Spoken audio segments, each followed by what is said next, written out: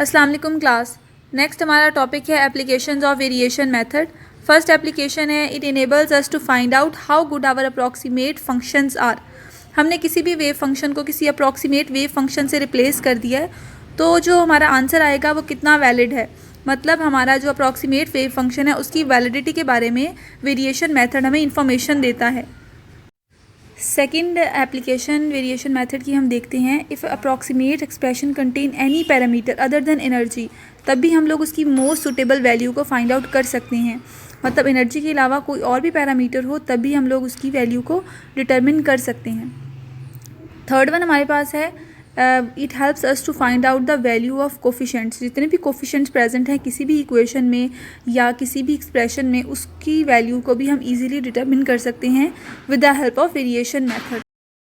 Fourth application है we can find out the nature of atoms and chemical bonds with the help of variation method. Variation हमें पता है कि हम quantum methods की बात कर रहे हैं। ये क्वांटम मेथड है, अप्रॉक्सीमेट क्वांटम मेथड है, तो ये क्वांटम सिस्टम्स में इजीली वर्क करेगा। एटम्स की नेचर किस तरह की है, उसमें किस तरह की बॉन्डिंग हो रही है, मतलब उसका जो रिएक्शन है वो किस तरह से हो रहा है। उसके बाद फिफ्थ वन है it calculates the closest ground energy state by using approximate wave function.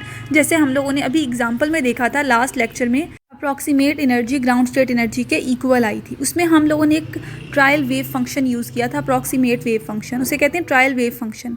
तो ट्रायल वेव फंक्शन की कुछ कंडीशंस होती हैं जिसे फुलफ़िल करना उसे मस्ट होता है कि trial function must have these conditions. First condition है it should satisfy the boundary condition. जैसे हम लोगों ने देखा है अप्रॉक्सीमेट वेव फंक्शन को जब हमने कैलकुलेट किया, उसमें एक हमने वन डायमेंशनल बॉक्स लिया था और हमने बताया था कि इसमें 0 से लेकर a तक की बाउंड्री है। अब बाउंड्री से बाहर जो वेव फंक्शन है, हमने फाई वेव फंक्शन ने चूज़ किया था, तो फाई की वैल्यू 0 होनी चाहिए। बाउंड्री के अंदर तो हमारे पास वैल्यू मैक्सिमम हो, लेकिन बाउंड्री से बाहर वैल्यू 0 हो, और बाउंड्री के वॉल्स के ऊपर भी वैल्यू 0 हो। मतलब 0 जो वॉल है और a वॉल है, इन दोनों पे उसकी वैल्यू 0 होना मस्ट है। ठीक है, जैसे हमने वेव फंक्शन की प्रॉपर्टीज़ में भी देखा था कि it should B single valued. उसके बाद सेकंड जो है ट्रायल फंक्शन की कंडीशन वो है it should be normalized. Normalized का मतलब है कि जहाँ पर हमने लिमिट लगाई है वहाँ पे इसकी फाइंडिंग प्रोबेबिलिटी मैक्सिमम होनी चाहिए, या उसकी फाइंडिंग प्रोबेबिलिटी 100% होनी चाहिए, तब हमारा वेव फंक्शन या ट्रायल वेव फंक्शन नॉर्मलाइज्ड होता है।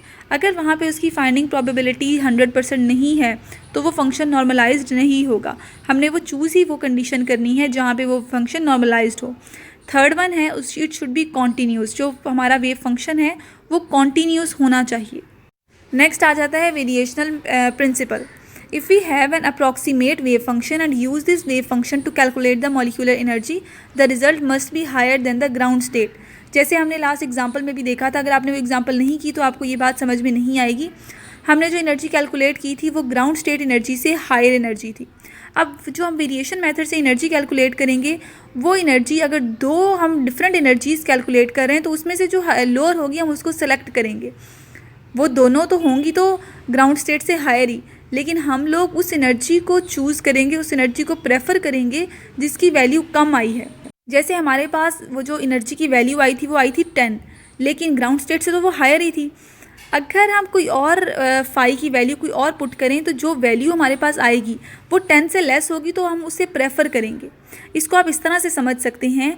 फॉर एग्जांपल, एक मैंने वेव फंक्शन आप लोगों को अप्रॉक्सीमेट वेव फंक्शन प्रोवाइड किया है, दूसरा आप लोगों के पास ऑलरेडी था। ठीक है, फाई मेरा था वेव फंक्शन और आप लोगों ने थीटा चूज़ किया था।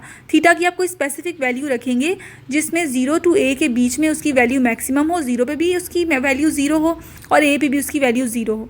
अब दोनों वैल्यूज़ को हम लोग कंपेयर करेंगे। ठीक है, आप लोगों ने जो सारी कैलकुलेशन की, मैंने भी सारी कैलकुलेशन की, मेरी वैल्यू आ गई 10। अब आप लोगों ने सारी कैलकुलेशन की, आपकी वैल्यू थोड़ी डिफरेंट आई।